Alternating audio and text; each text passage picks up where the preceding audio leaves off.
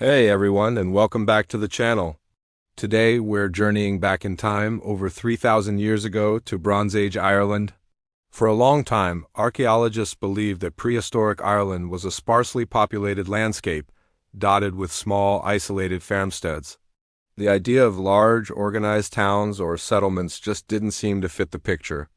But what if I told you that a recent discovery has completely shattered that image, revealing a bustling, thriving community that could be considered one of prehistoric Europe's first major population centers?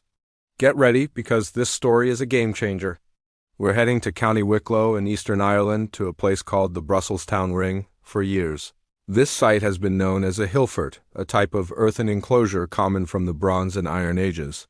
But no one truly understood its scale or significance until a team of dedicated researchers decided to take a much closer look. Using a combination of cutting-edge geophysical surveys and old-school archaeological digging, they uncovered something extraordinary. Hidden beneath the soil, the evidence was undeniable. They found the remains of not 10, not 50, but over 600 individual dwellings packed within the hillfort's massive earthen ramparts.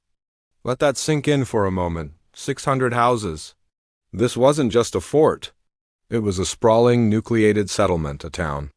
To date, it's the largest settlement of its kind ever identified in prehistoric Britain or Ireland. This discovery, recently published in the prestigious journal Antiquity, is forcing us to completely rethink what life was like during the Late Bronze Age, around 900 to 600 BC. So, what did this ancient town look like?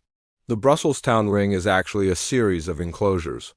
The main inner enclosure, known as Brussels-town Ring itself, sits atop a hill and covers about 38 hectares. That's huge. But it doesn't stop there.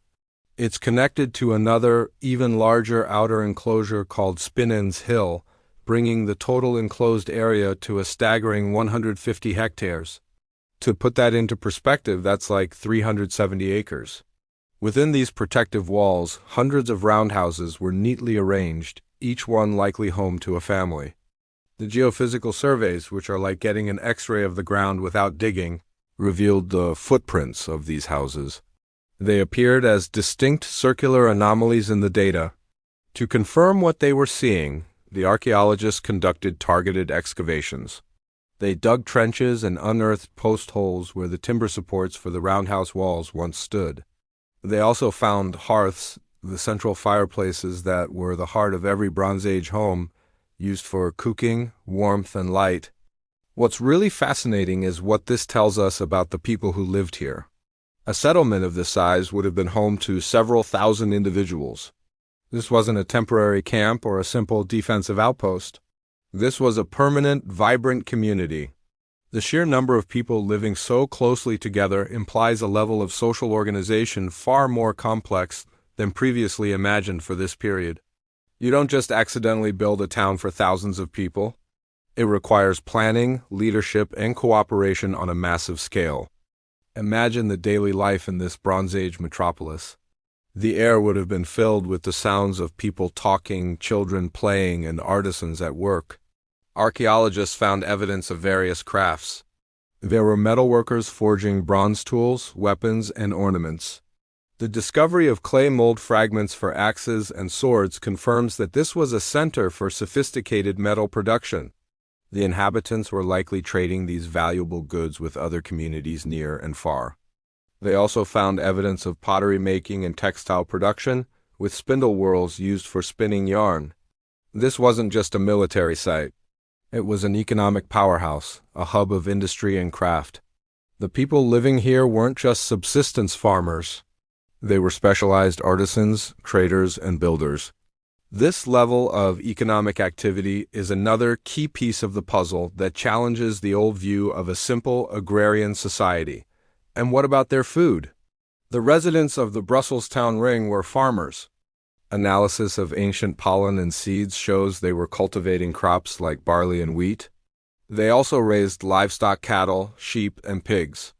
Living on a hillfort provided a commanding view of the surrounding landscape, allowing them to oversee and protect their valuable farmlands and pastures spread across the valleys below.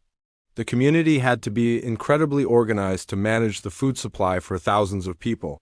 The construction of the hillfort itself is a monumental feat. The massive earthen banks and ditches that form the enclosures would have required a colossal amount of labor to build. We're talking about thousands of people working together, moving tons of earth and stone using only simple tools made of wood, bone, and bronze.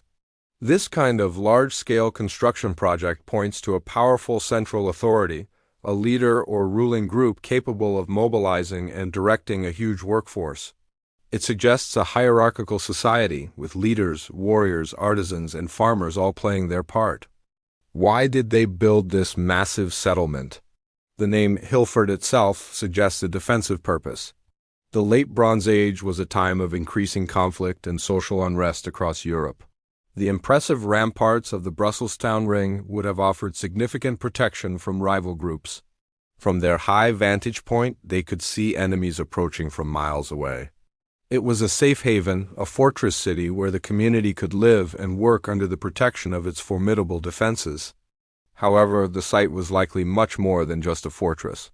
Its sheer size and the evidence of extensive trade and craft suggest it was also a political and ceremonial center.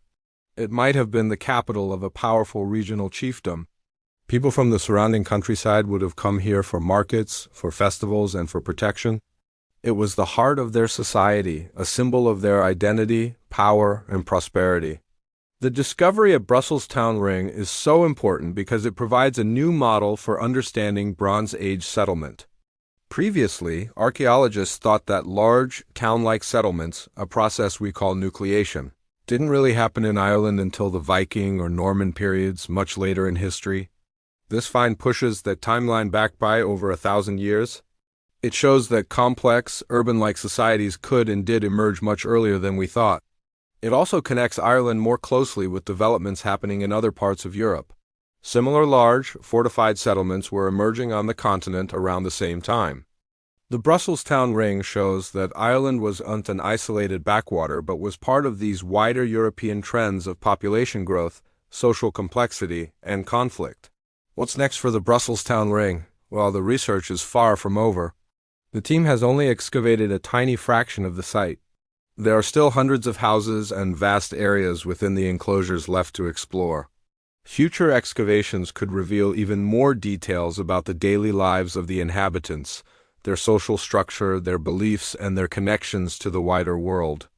Each new discovery has the potential to add another chapter to this incredible story. This finding is a powerful reminder that history is constantly being rewritten.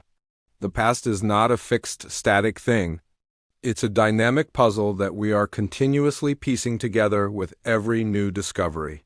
The secrets buried beneath the green hills of Ireland have waited 3,000 years to be told, and they are completely transforming our vision of the ancient world. It shows us a Bronze Age that was more populated, more complex, and far more sophisticated than we ever dared to imagine. Thanks for joining me on this incredible journey back in time. What do you think about this discovery? Does it change how you picture the ancient world? Let me know your thoughts in the comments below.